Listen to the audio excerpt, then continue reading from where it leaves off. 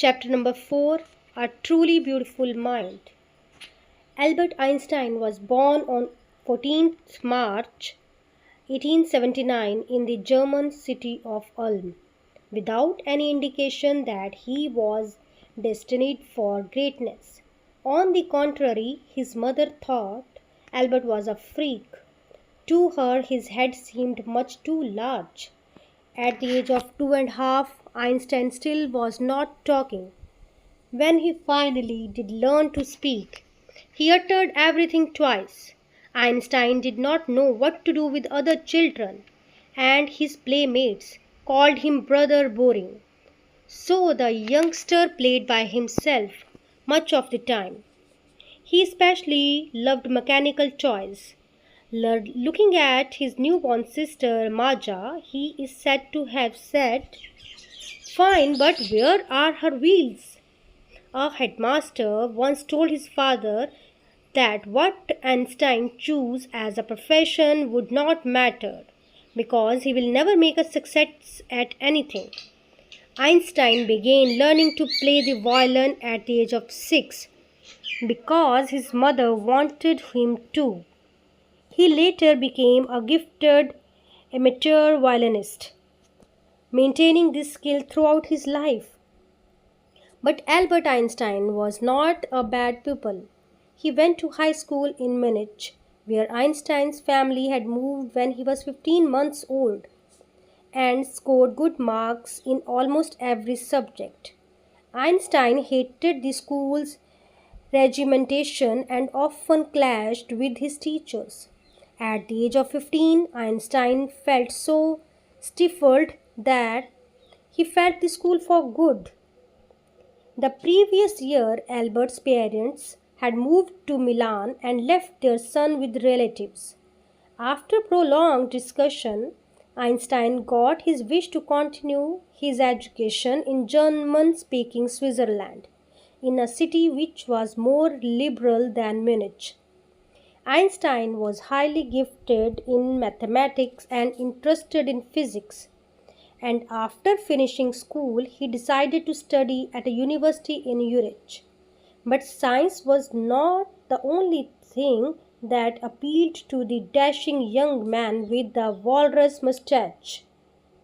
He also felt a special interest in a fellow student, Milavia Merrick, whom he found to be a clever creature. This young Serb had came to Switzerland because the university in Zurich was one of the few in Europe where women could get degrees. Einstein saw in her an ally against the Philistines, those people in his family and at the university with whom he was constantly at odds. The couple fell in love. Letters survive in which they put their affection into words. Mixing science with tenderness, wrote Einstein, "How happy and proud I shall be when we both have brought a work on relativity to a victorious conclusion." In 1900, at the age of 21, Albert Einstein was a university graduate and unemployed.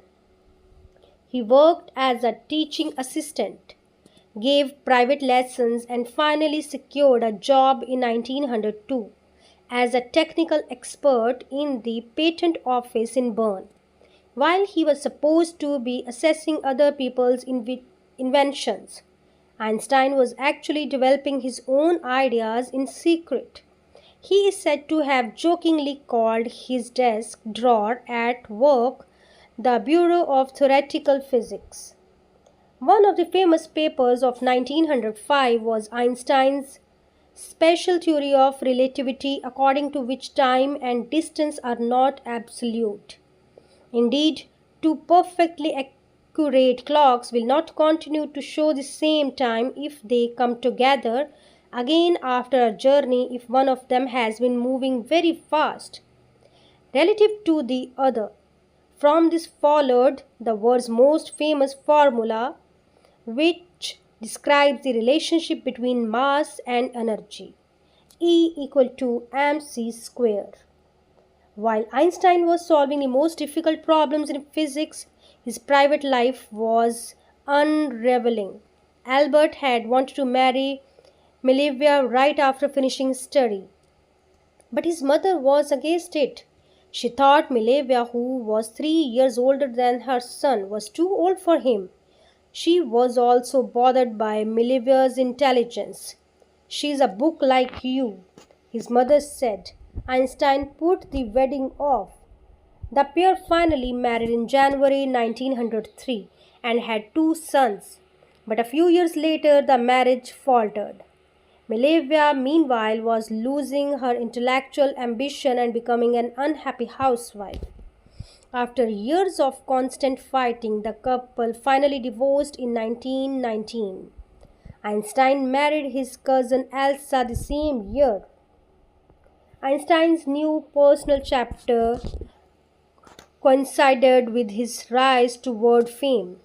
In 1915, he had published his journal Theory of Relativity, which provided a new interpretation of gravity. An eclipse of the sun in 1919 brought proof that it was accurate. Einstein had correctly calculated in advance the extent to which the light from fixed stars would be deflected through the sun's gravitational field. The newspapers proclaimed his work as a scientific revolution. Einstein received the Nobel Prize for Physics in 1921. He was showered with honors and invitations from all over the world and lauded by the press.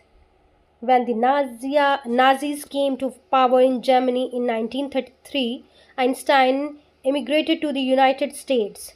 5 years later, the discovery of nuclear fission in Berlin had American physicists in an uproar. Many of them had fled from fascism, just as Einstein had, and now they were afraid the Nazis could build and use an atomic bomb.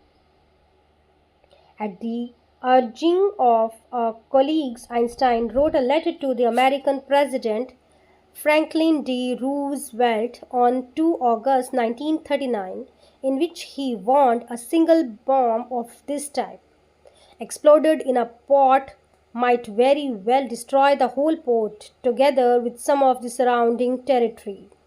His words did not fail to have an effect. The Americans developed the atomic bomb in a secret project of their own and dropped it on the Japanese cities of Hiroshima and Nagasaki in August 1945.